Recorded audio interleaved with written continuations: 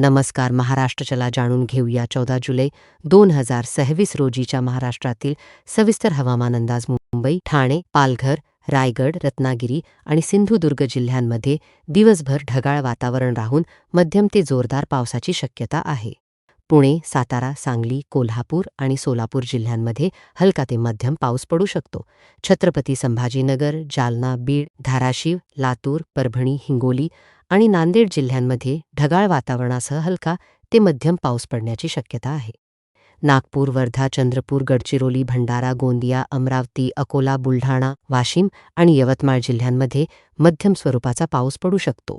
नाशिक, अहमदनगर, धुळे, जळगाव आणि नंदुरबार जिल्ह्यांमध्ये हलका ते मध्यम पावसाचा अंदाज आहे.